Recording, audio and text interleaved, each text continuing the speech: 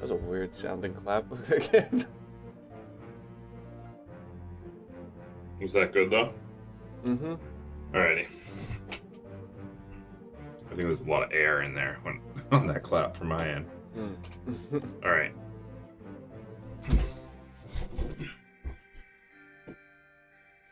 Hello everybody and welcome back to the Up Supercast Game Club. My name is Brandon and I am your host. And joining me today I have Ills. Call it off, damn you. This is your Kraken. You brought it here. Send it back. And I have Noah. You bastards will take exactly what I give you. And if they sound like they are from an old ship, an old trade ship, that's because they were. Because they were part of the Obra Dinn. In fact, we returned to the Obra Dinn when we played Return of the Obra Dinn for this episode of the Game Club. And Return of the Obra Dinn. It is basically a puzzle deduction story-driven game that was developed by Lucas Pope, published by 3909, and released on the PC on October 18th, 2018. And 1 year later, October 18th, 2019, it was released on the Switch, PlayStation 4, and the Xbox One.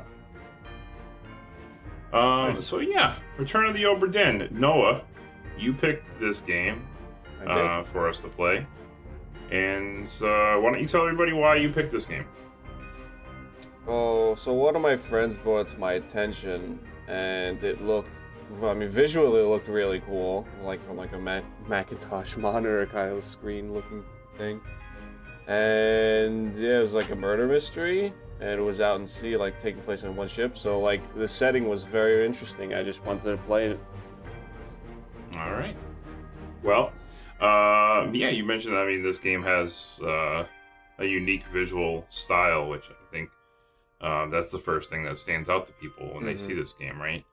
Yep. So yeah, it's based on old like Mac games on PC, but obviously stylized in a 3D engine. And holy crap, is this a unique look for a video game? Yeah. Right. Mm-hmm. Very cool. Appealing and draws you in just like that. Yeah, and there's all sorts of different filters you can choose to try to get the look of, I guess, if different kinds of monitors or different kinds of to emulate PCs. Different computer screens. Mm-hmm. Yeah, so like IBM, Zenith, Commodore. Yeah, it's really neat. I just stuck with the default one. Same. But I tried them out. I tried the Yeah. different ones to see how they look. But the default one, I just stuck with it. Yeah, most same. of the part. But still very cool. It's just really good looking. I like just the way they use the shading and it's like 1 bit, right? So it's honestly kind of looks like a bit of. It reminds me a bit of Game Boy as well in there too. Yeah. So extremely unique. I feel like you have to see it to like. I would recommend, if you haven't played this game, to like look up like either screenshots or even gameplay, because in action it looks even better. I think it's extremely stylistic and it's really cool. I've never seen anything like this before. So it almost seems like a cell shaded version of like those old kind of computer games. yeah. So yeah, that's the first thing that's going to grab your eye when you think about this game. And we mentioned that it was developed and created by this guy, Lucas Pope. You may have heard of another game that he has made back in 2013 called Papers, Please. Oh, okay. So now it makes sense. Yeah, because this is kind of I've never played Papers, Please, but I've heard about it. A lot of people I've seen play it, like gameplay. But it's similar vein of, it's kind of like a puzzle in a way where you use a lot Yeah. of deduction and stuff. Where Paper Please is like you're working at like a Border crossing. a border crossing. Yeah, people present their papers to you, like their passport with their picture and everything, and you have to like make sure that everything is in check. But also you're like incentivized to lie. Just, you know, if you reject a certain number of people, you get bonuses, and you gotta. It's a bunch of cool shit in that game. Yeah. Yeah. Well, that's cool. I've never played that game, but I knew. I a haven't little played bit it about either. I've heard a lot about it. Yeah. But yeah, it's so this was his follow up to that.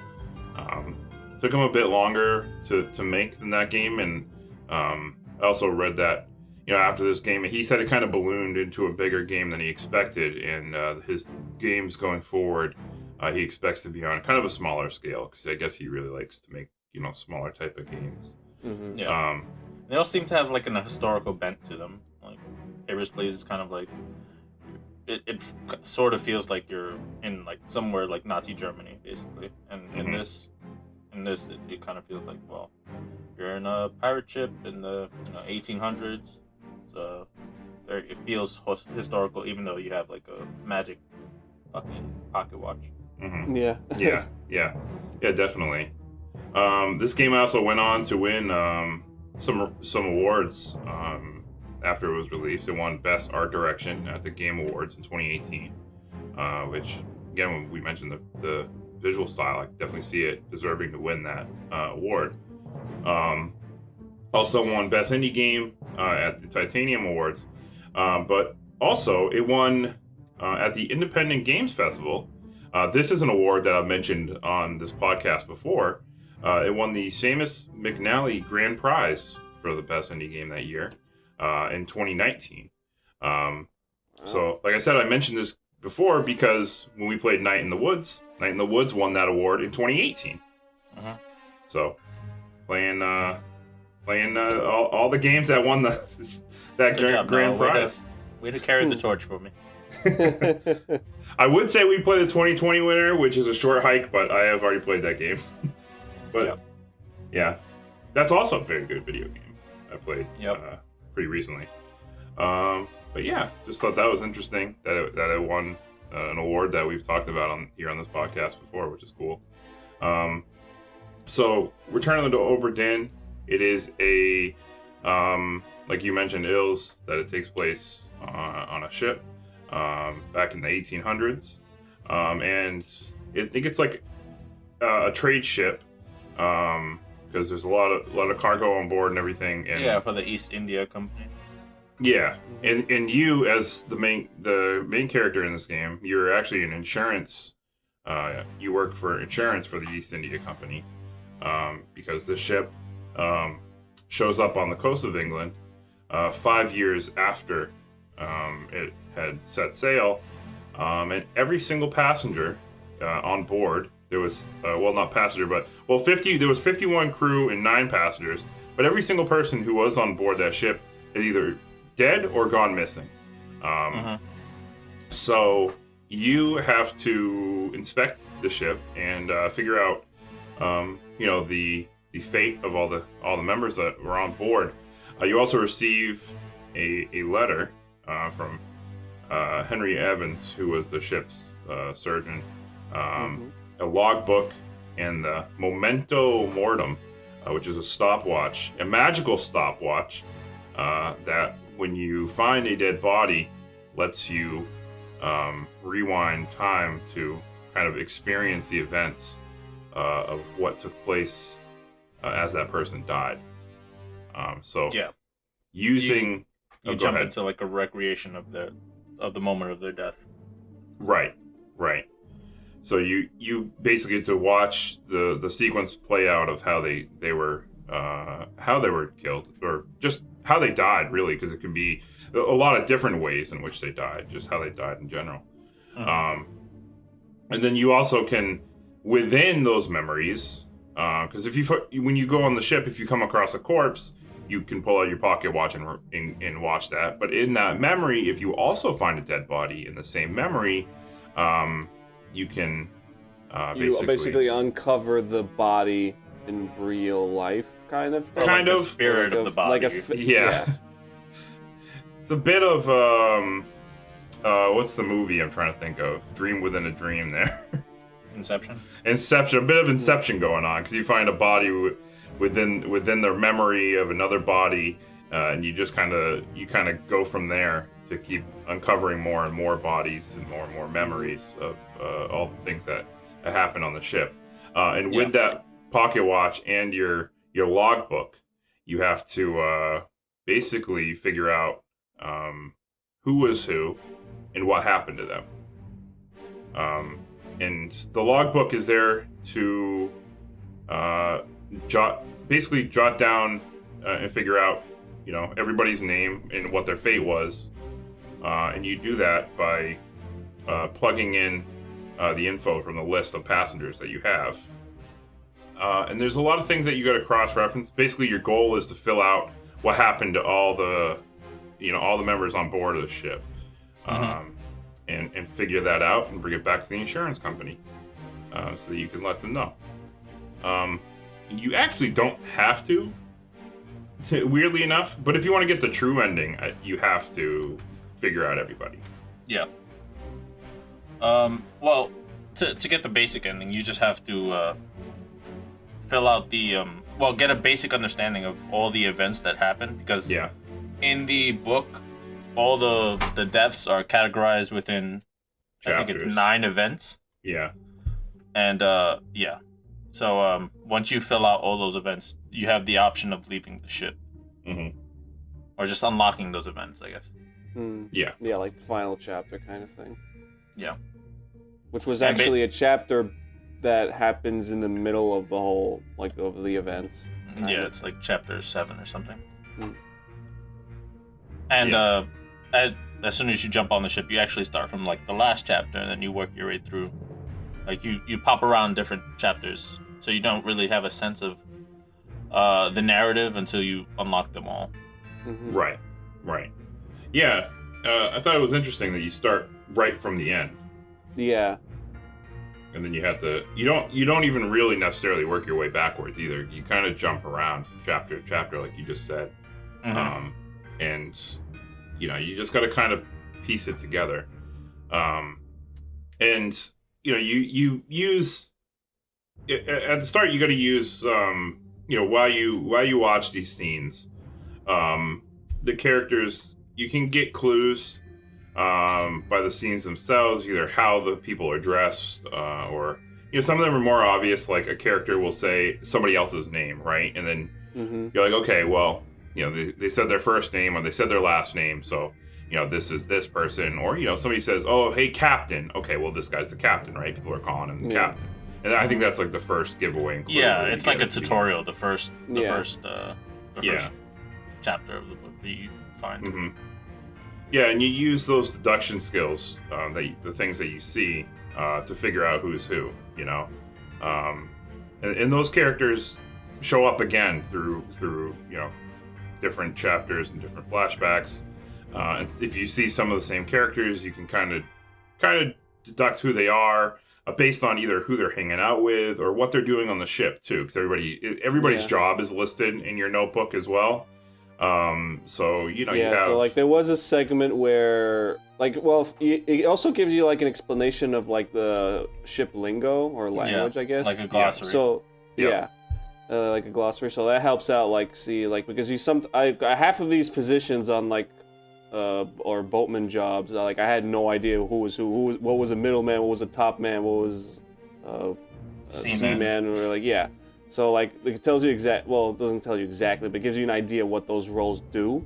So once you see certain people in certain locations, it starts to make more sense. The chapter where the guy gets electrocuted on the top of the ship, up the mast. It's I was able to see who the topmen were, because the topmen are generally in charge of the mast and bringing it down, holding all that stuff. Yeah. So once I saw the 7 people that were up there, I was like, okay, so these 7 people are topmen. I don't know who's who specifically, except for a few special cases. But then I had a general idea based on. So if all these guys are topmen, that means other people have other jobs, and I can use that to pinpoint whose name is who. Yeah, Mm-hmm. it's really cool. Well, they tell you right at the start of the game that you're not going to get all the information. You have to like guess sometimes, or you have to make educated guesses. Yeah, I was about to say it does give you like little clues here and there for like a good portion of them, but another like I would say at least just under half of the people, it gives you no hints at all, like whether it's their name or their position, nothing. Like you really do have to guess to like a 100% this.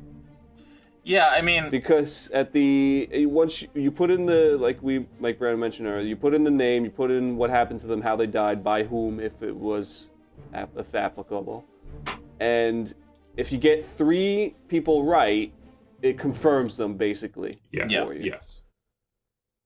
And I think that's a smart addition because that way you can't guess your way through. You have to have 3. You have to know 3, or be very lucky. No, it's good. It's yeah.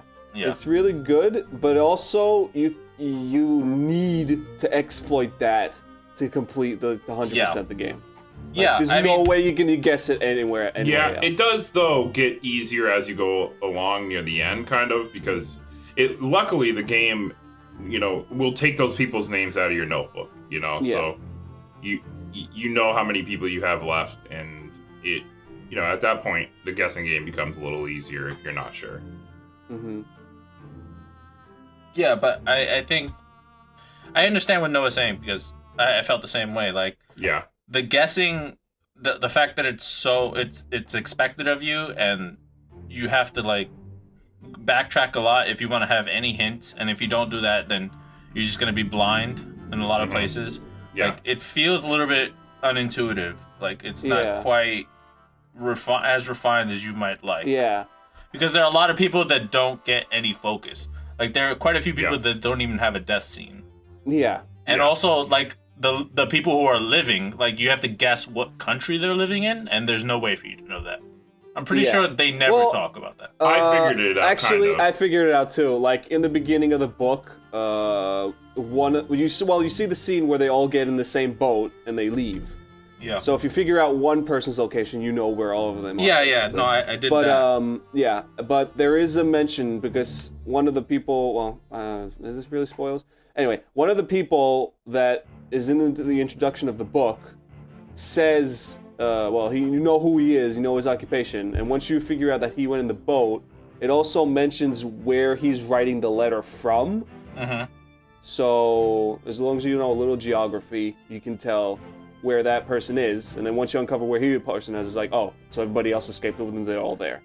Mm-hmm. But I didn't know that until afterwards. There is another boat that seems like it escapes, but it actually gets destroyed, and you don't see it get destroyed, and that was fucking me up. Yeah. Oh, you do see it get destroyed though. There was a chapter where you do get to see it destroyed. I did not. I don't know it's what. It's the scene where in that chapter with the Kraken. You can see them in the distance, like they're all in the air, like their boats flipped over and they're all like falling. Oh, well, I was looking around for that boat and didn't find it. Yeah. It's a very specific chapter of that whole, that specific part of that chapter. There's also, when the Kraken attacks, just a bunch of people who go missing, and you have to just assume that they all died by the Kraken. Yeah, that's one of the points I wanted to bring up is, like, before, like I mentioned earlier, you see certain people in certain chapters, so you can guess who they are. But then when all the events happen and they supposedly disappear, they are nowhere to be found. So most of the time I just put, he fell overboard, and that was the correct answer. But there was no way of knowing that happened. Like, the game doesn't give you that many, like, clues or hints towards that. Yeah, I mean, that's what I mean. You have to, like, go back to the chapters wherever they're spotted at any point, and then try to find, like, what they're doing and hope that you're gonna get a hint. Yeah. Mm-hmm. And I went, like, through each chapter, like looking all over the place, even in places that you, like, weren't meant to look, or at least they're not expecting you to look. They're not the focus. Literally ever. But it also blocks you off. I saw that it did that quite often. It uses, it was cleverly using, like, the people's location to kind of block you from, like, exploring the whole ship during, like, certain scenes. Yeah, it's focused on one specific spot. Yeah. Yeah. Which is cool, but then sometimes Yeah. like you can't get a full picture of what's happening to some people. Like, yeah. sometimes the positioning is like it fucks you up, and sometimes it's just like the pixelation, the aesthetic of it. It just like I couldn't tell sometimes like exactly how somebody died, and it just took some guessing there, and I was like, I mean, there was a part where it was like this guy was like the cannon. Yeah, I was about to say that the one. friggin' cannons. Like one guy just like there was like two bodies, but I don't know what happened to the other body. So I just was like, did he get crushed? What happened? I don't know. And then eventually I was like, maybe he also got exploded by the cannon. And then I was right. But like you couldn't see the body at all. It was like literally no remains. Anyway, Yeah. he just completely vanished. And like within seconds of like events. yeah, One would make you lead, he exploded to bits or something, but you would find parts. But then I was like, okay, so he must have fallen, like, been pulled out by the monster? But no, I just put he fell overboard and that was it. So I was like, he must have fell through like the hole to the side or something. Yeah, and I think that actually worked for you. Yeah, that's what weird because me and Noah were talking to each other after we both beat the game, and like there was things like that we both put different things. Like I put that guy got killed by the cannon, and he put that he fell overboard, and we both got it right. Yeah. That's wow. That's okay. weird. And the whole list of people where it was like they're in the Kraken chapter, I put they were eaten by the Kraken. And Noah I put like, everybody. I didn't put a single person that was devoured. Actually, maybe one. But I put everybody fell overboard to their death. Yeah, he put they all fell overboard, what? and I put they were eaten by the Kraken, and we both got it right. Oh, It's weird that they let you do that. I guess I mean that makes sense. They have like a little wiggle room there. Yeah. So it's not so strict. I mean, technically, fell overboard and eaten afterwards is not wrong. Both would be right in that situation. I guess. But I mean, with those scenarios, you don't actually see any of those people die either. You just no, have to that's what I assume mean. they Like, died. whatever person I couldn't see how they died or where they were, even during like the chapter of their disappearance, I just put fell overboard. And one of them, like one of the top men, like that was easily distinguishable who he was. The last time you see him, he's in the middle of the ship fighting the other creatures, the crab creatures. And that's the last time you see him.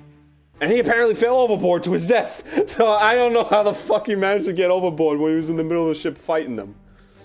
Yeah. I feel like I kind of hoped, next game at least something, they have a little more information. Like maybe they can let you actually explore the whole ship for each part in each chapter. So they can give you very subtle hints. Like just the tiniest of direction, because it kind of felt like I was cheesing the game after I discovered half the people and have no idea what to do. I was like, okay, this guy died by stabbed by a sword. Oh, got it right. Okay. This guy, he drowned. No? Okay. He was slapped by a tail. Yes, got it. Okay. That kind of scenario was like, it felt like I was cheating more than actually figuring things out. In a way, you have to. Yeah, that's the thing. You have to do it. Otherwise, you can't 100% it. Yeah. And I mean, while I agree with everything you just said, I do think I enjoy how much freedom and how little hand-holding this game gives you. Yes, that makes it like very engaging because you have to pay attention to so much. Yes, I love that too. I love that. I do wish that the notebook was more intuitive. It's a little bit of a bitch to navigate. To navigate through the chapters, yeah. Especially the memories. And I do wish entering those death scenes didn't fucking take forever. Yeah. And whenever you go back to the recreations of them, if you go back to them, you can't do them in order. You have to do the same order that you did before. Yeah. It's kind of annoying. I agree with that. I wish you could just after you unlock them, you could just like instantaneously go back to any of them at any point, and without having to walk over to it on the find map. the body that's directed to that chapter. Because sometimes I'll forget, and I'm like, okay, where the hell was this again? You know, and like have to walk around a bit. Like, I just wish you could open the book and then just like click like rewatch or something. You know? Yeah. That would be nice. Also, you can bookmark the memories to see what chapters they're in, but you can only do like one at a time. It's weird. Yeah, and there's like 60 fucking people, so. Yeah. But I also wish that you could do like after you unlock all the all the scenes in a series in a chapter. I wish you could watch them in order. Yes. Yeah, I was hoping. Autoplay them. Yeah, I was hoping at the end of the game. Me and Brandon talked about this too. After we beat it, like at the end, we kind of like. I wish they kind of showed like all the events unfolding, like a little movie sequence kind of thing, just to show how things. That would have been more satisfying than the real ending. Yes. I agree. It would have been really cool to see, like, especially if it was in like some sort of cutscene. You know, you got to see the whole thing like happen throughout a cutscene instead of just like the stills and you walking around it. It just would have been cool. Yeah. You know, to like see the whole thing play out. Yeah. Like a little award. Yeah. Because you don't actually see them move around in the cutscenes that you see. Like, you hear the voices and the sounds, but the only visual you get to see is like the last second, like the instant somebody dies, basically. Yeah. Right. And then it's frozen. And everybody's like, shot. everything's frozen in time. Yeah. Yeah. Which is really cool. I like that more. I think I kind of actually prefer that more than actually seeing events happen, because having people move around and running around would give out a little bit too much information, if that makes sense. I wouldn't want it to like, take over that. But at the end, like as the ending. reward, it would have been nice to be like a movie, actual like animations, like people running around and stuff. Yeah. Yeah. I agree. Because you already know everything, so you don't have to guess or like it won't give away information. So they can just show it to you at that point. Yeah. Would have been just a nice little bonus. I will say though that we said a lot about having to guess your way through some of the people, but there's also a good sense of accomplishment figuring out the ones that you do get enough clues to figure out as well. I liked there's just like subtle things here and there, like you can tell by either this person's accent, because you not only get their job, but you also get like where they're from, like what country they're from. So just by their accent, you could say, okay, well, this guy's Russian, right? Or this guy's French. And you can tell their ethnicity based on either their clothes that they're wearing, or just how they look. And in just using that information alone, just visual cues like that, like, oh, this guy's wearing, a headpiece. He looks like he could be from India, and using that kind of information to narrow it down. Also, I thought it was very cool. Yeah. I liked that kind of stuff. Yeah, me too.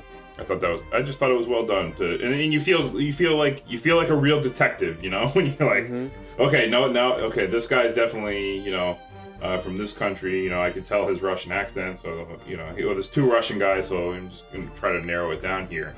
But yeah, it's cool. I like, they do, while there are some that are like nearly impossible to figure out, there are also ones that they do a good job with giving you just enough clues, like subtle hints. Oh yeah, like for like, I would say at least half of the people you can actually deduce and find clues for that who's who. But after like you get to that certain point of the game, it's just like guesswork for the rest of it. And then the last like 5 or 6 people you actually figure out again with actual clues, but also because there's not that many people left. Yeah, like trying to figure out the second mate, and you don't even actually figure out who the fuck it is until like the last chapter that you unlock. Oh, I figured out who he was. I just didn't know where the fuck he went. Right. Second mate is a real bad. What? The second mate is the guy who gets shot. Oh no, the second mate. Yeah, the second. Oh, the third. I think it was the third mate. The third mate, Martin. Chapter. Yeah. The second mate is a real fucking bastard. He's the reason this whole fucking thing happens. Fuck the second mate. Also, the captain is basically unkillable. Yeah, he's a badass. Yeah. Takes on like 4 dudes right at the end or right at the start, whatever you want to call it. But you're like, whoa, this guy's a captain for a you reason. don't fuck around with this dude. Yeah. So. Yeah, I mean that's really the gameplay, right? There's not really much more to it other than what we mentioned, but it is an interesting take in an interesting way to tell a story through a game. And overall, outside of the, just the small things of not really being able to figure out who certain people are, I think I enjoyed. Enjoyed. Oh no, it, yeah, figuring it a out. lot of I love the game.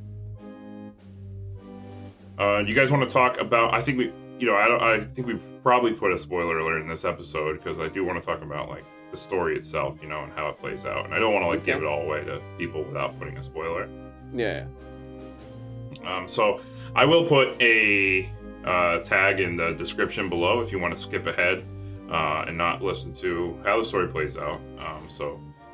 If you want to do that now, click on the description and then look at the where I put spoilers end and just skip ahead to that timestamp so you don't have to listen to us talk about all the give away the whole story. The story, I guess like we talk about it in chronological order, right? Because it's less confusing that way. On the ship, there is so they have like, right, they get on the ship, a guy gets killed by like cargo falling, right? That's like the first chapter, I think, is like some dude just gets killed while they're loading into the ship. And then some people get sick and they get like pneumonia. So a couple people die from illness. But then, some people decide that they're gonna steal this chest, right? The Formosian chest, I think it was. Formosa, yeah. Formosan royal family. Royalty, yeah. Yeah. So they decide they're gonna steal that chest. And kidnap the princess or whatever. Yeah. And that doesn't work out for them very well because while they're trying to do that, they get attacked by a group of mermaids, who are they trying to get the chest back? I think they're trying to get the treasure is like a shell, like some ancient shell or whatever. The chapter's called The Calling, so I think the shell is calling to them. Yeah, basically. Right. They have like some kind of connection with the water. And in that chapter, in I think one of the people's death scenes, the princess is like, "Don't let the chest hit the water," and like, yeah. So the mermaids attack the people who were trying to steal it, and they end up capturing those mermaids, right? Some of the people are killed, but so after everybody, that whole event, basically everyone is killed. Everyone except the guy responsible for everything. He cowered in the boat. Afterwards he does, but he cowers in the boat, and then he rows back with the treasure in one of the people's bodies. And the mermaid. They capture the mermaids. And he took a couple of mermaids with him. Actually, no, they found all the boats afterwards. It's like, I think the Overden got to them rather than they rowed back. Because they did recover all the bodies. Yeah. So they're brought on board. They didn't recover all the bodies.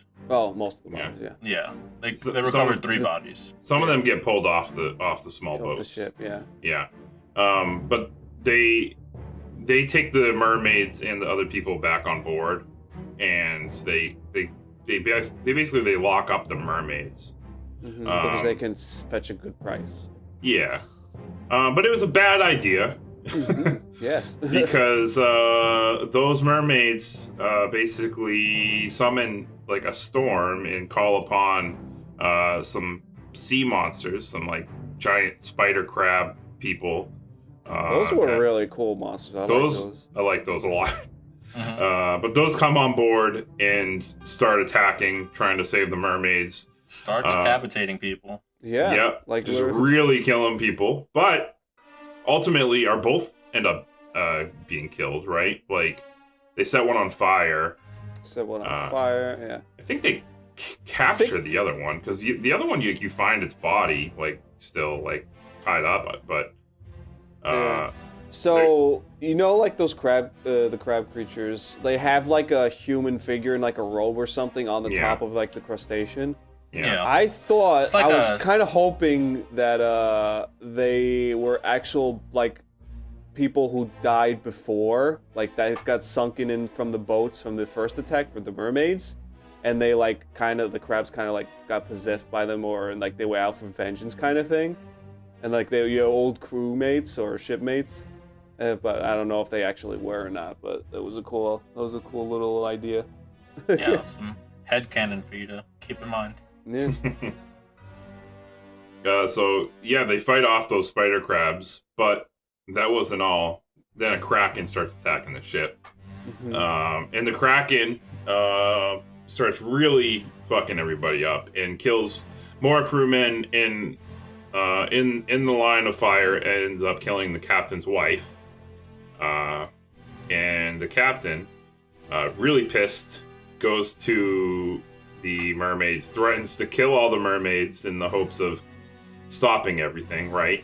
So he kills 2 mermaids, and then the final one finally calls off the Kraken,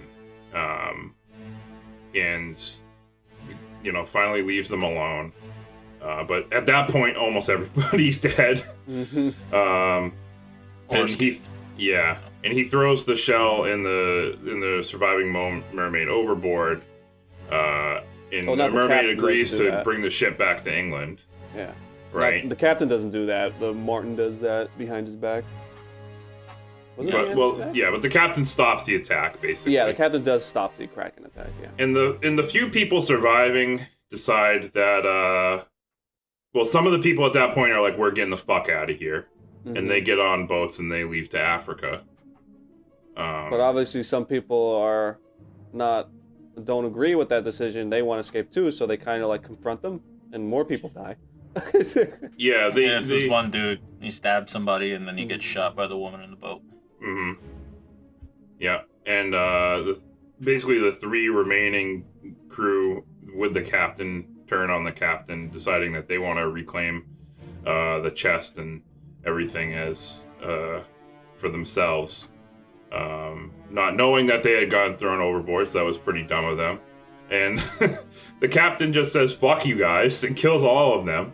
But then, just out of grief, kills himself because right next to his wife's body, because he just can't do it anymore. And that's the end of the Obra Dinn. Everybody's gone. He was the last person left. And then the ship turns up on the coast of England, and that's where the game actually starts. So you don't get the last chapter until you have to get everybody that you can at that point, and then you get a bonus chapter, which is right in the middle. That's the chapter where it shows the captain threatening the mermaids and everything.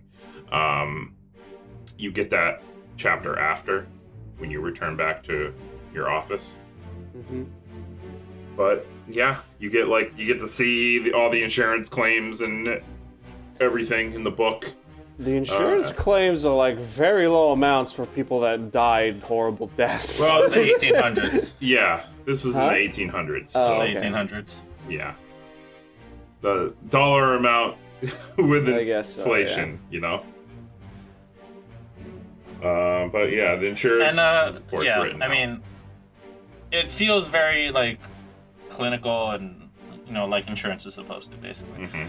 But I was a little sad, or I guess unfulfilled, that there was no bigger goal in mind. It was just getting these payouts out, basically.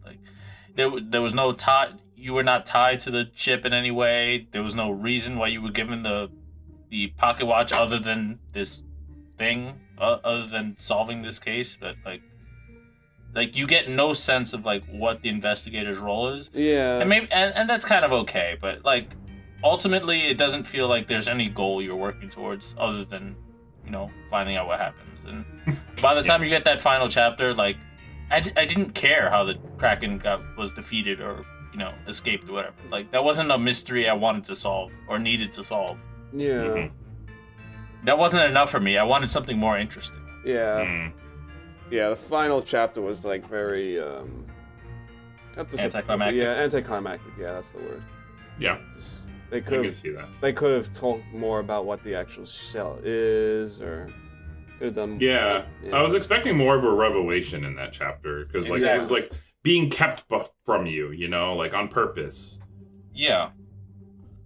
And I mean, it was presented as such. I mean, you can't get that chapter until you have everything else. Yeah, Mhm. because the guy even writes to it, once you bring everything back, I'll let you know about this chapter. And you're like, oh, something really spicy must have happened here. Yeah, But not just fucking really. hiding it. But why would? It doesn't make sense why he would leave that part out specifically.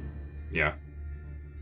when technically he wouldn't know that happened, because that was only between like 3 people that were in there. Well, he had the paw, and he knew that the paw would bring you back to that moment. True. Right. Yeah, the monkey spot. But yeah. Well, that's Also, spoilers, quick so fun go ahead. fact. Oh no, yeah, don't end it. Well, I mean, this Okay. is not really a spoiler. So, in the beginning, like you don't really get to see who your character is or anything, or like what they sound like. But in the beginning, you do hear them talking to like the sailor that brings you to the boat. He says like literally one sentence. But I found out by accident because I wanted to make sure that this game quick saves or not. I started a game.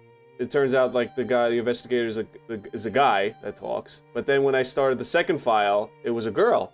So they had separate voice actors. Oh, Which was yeah, funny. it was a girl for me. Yeah.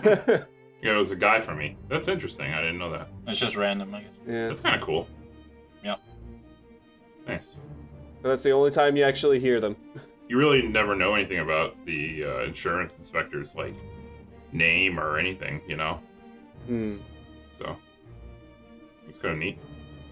All right. Well, we'll get into that's the end of spoilers. We'll get into recommendations. Yeah, Noah, we'll start with you because you picked this game. So, would you recommend Return of the Obra Dinn? Yeah, it's a very unique game, especially visually. It's really fun trying to like figure out what happened to everybody and who they are. It's done in a very creative way, and yeah, like there's very little where I would like.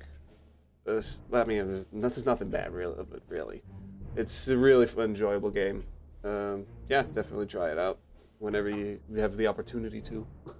Right, Ilse? Yep. Even though I wasn't a huge fan of some of the guesswork, I found myself engaged the whole time I was playing. I feel like I never had to take like breaks or anything.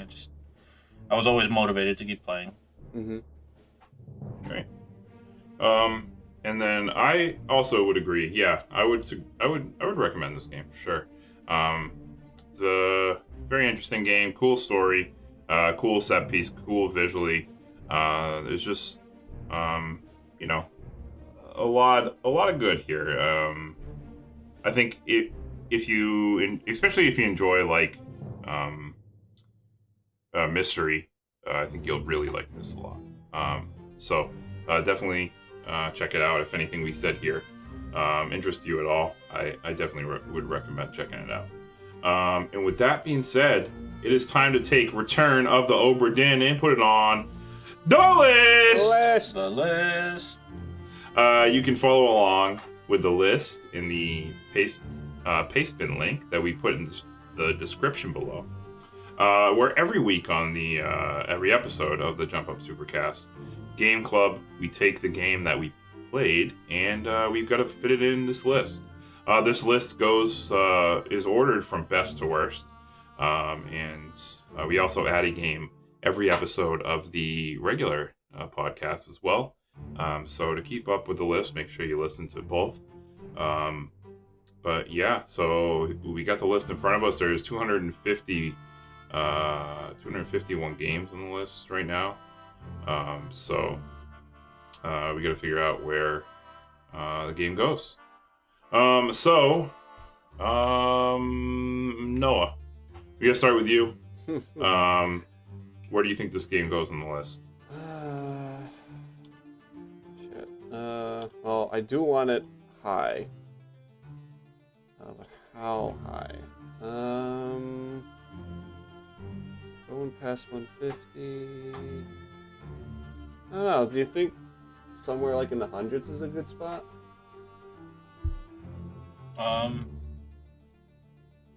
Yeah, what do you have in mind? How do you feel about Hotel Dusk from 215? 15. I definitely feel. No, I wanted it above Hotel Dusk. It's like the story was a lot more engaging. I disagree. Okay. I mean, it's like the mystery of Hotel Dusk was more intriguing, but I have it completely the opposite way. I I felt more engaged with the characters in Hotel Dusk. For sure. Well, I think what were you Hotel Dusk kind of flattens out in its reveals. Yeah, at the end, both of them have that. It just the characterization and the storytelling of the characters, I think, is stronger in Hotel Dusk because you get to know them better. Yeah, that's true. You do build a relationship between the characters, and they're a lot more fleshed out. I mean, Obra Dinn doesn't really give you the time to either, but yeah, it's more of just figuring out the characters where you don't really care about them. You just figure out what happened to them, you know. But in this, I had a personal fucking vendetta against fucking that guy with. Oh, actually, I shouldn't say his name. Well, you couldn't figure out who he was. Why? Yeah. He's the only guy with the tattoo, we'll call him. Yeah. It took me so fucking long to figure out who the fuck he was. Because of his dumb fucking name. Okay, yeah, but it was his name, like who he was, like, and it's because like one of the cutscenes, they throw you a fucking curveball, and they trick you into thinking he's a very specific person because of we call him Frenchman. like a Frenchman, and you're it wasn't him, and I was like, it took me so fucking long to figure it out, like, that threw me off too. So he's one of the few characters in there where it's like I had a fucking vendetta against trying to figure out who the fuck he was. Oh, it's funny. But no, like in Hotel Dusk, the characters are definitely like you almost you build a relationship. Like that. Yeah. No, I can't forget about Louis. Yeah. You did. You just forgot about it. Louis gonna remember this. It's in the corner of the screen. Yeah, you guys bring up good points about Hotel Dusk, but is that the game that's gonna block it from going up higher? I'm just asking questions. You tell me where you want it. You think it's better than Little Nightmares and Firewatch? Yeah, well, Firewatch, yes. Little Nightmares is a debate in itself. You think it's better? I think this is like the area it should be in. Yeah. Or near this area. You think it's better than the missing JJ Matfield? Yes. Okay. Well, I agree with that. So we got that. So I would think, for me, in between Hotel Dusk and the missing, in between that area, because I think it is better than the missing. I don't think it's better than Hotel Dusk. Is it better than Firewatch? That's all. Yes, I would say so. That one. I'll give it. I'll say it's better. Yeah, that's a close one for me. But yeah. I mean, Firewatch in a lot of ways is the exact opposite of this game. You're connected to the characters almost solely. Like that's the only thing. Yeah. Or character. Yeah. Yeah, and that's basically the thing driving you to the game. Like the mystery matters a lot less than in this game. Well, it does do the whole building up a mystery that makes you super intrigued to it, but it just falls flat again. Yeah. Okay, so if it goes above Firewatch, is it better than Little Nightmares? That's a tough one. Yeah. It's a good place to stop. Yeah, I think below Little Nightmares is a pretty good spot. Yeah, I can go with that. Okay. So we are building a second block apparently of Game Club game. Because we got another Game Club block going on. Where if we putting it right there, it's going to be a 120 on the list, and surrounding it, at number 118 is Golden Sun. Number 119 is Little Nightmares. Number 120, Return of the Obra Dinn. 121, Firewatch. 122, The Missing, JJ Macfield, and The Island of Memories. Which a few of those games are Game Club episodes, which you could go on, SoundCloud or iTunes and check those out, or YouTube. SoundCloud and YouTube, by the way, we have playlists, so you can playlist and listen to all the episodes. So yeah, that's where it's going to go on the list. and that is locked in. But before we go here, I just want to say thank you guys for listening. If you enjoyed the Jump Up Supercast Game Club, check us out on wherever you want to listen to podcasts. We're on SoundCloud, iTunes, YouTube. New episodes go up every other Thursday, and the normal episodes go up every single Monday. Give us a follow, give us a like, give us a share. Feel free to let us know what you think about Return of the Overden in the comments below. Have you played the game? And if you have, what were your thoughts on it? And if you have not, are you interested in playing it now? If you want to support the podcast, we have a Patreon where $1 a month, you get a chance to choose one of our Game Club games every round. We raffle off with all of our Patreons one of their choices once a round. And we recently played a game called Barkley Shut Up and Jam Gaiden as our last game. We mentioned Firewatch, that was also a Patreon pick. So we played quite a few fun games there. So if there's a game you really want us to play, $1 a month, patreon.com/jumpupsupercast. We also have a Discord that you get access to as well, where you can listen to recordings live and talk to us in our Discord chat if you want to talk to us about games. And if you do want to hit us up on social media and talk to us about games there, you can Twitter, Facebook, Instagram to stay up to date on everything, because I post when the episodes go live on those social media platforms. And you can catch us streaming on twitch.tv/jumpupsupercast, where I am playing golf video games once a week for the golf club. And we're also playing, like, Mina's playing Demon Souls. I'm playing Dragon Ball Z Kakarot. So if you want to, just see when we're streaming, check us out, twitch.tv/jumpupsupercast, and give us a follow. Thank you again for listening. Actually, before we go, one more thing. Probably the most important thing in the outro is what game are we playing next? And that is falling on me this time. It is back to my choice. And I love keeping things. This also wasn't on purpose when I made my picks for the year, because I already had the whole year laid out. But this one, actually, I love to keep things in the holiday spirit. And now it's the month of March when we're recording this, and coming up real soon, it's old St. Patty's Day, right? And you would think, what could be a St. Patrick's Day video game? Is there one? Well, not really, but there's not really, but there's a little game. What do you think of when you think of St. Patrick's Day, right? The luck of the Irish. Well, we're gonna be playing a game called New Super Lucky's Tale for the Game Club. So check us out next time when we talk about our experience with New Super Lucky's Tale. And thank you guys so much for listening. Thank you, Noah and Nils, for hanging out playing video games. And I want everybody to go out there, play video games, and be nice to each other.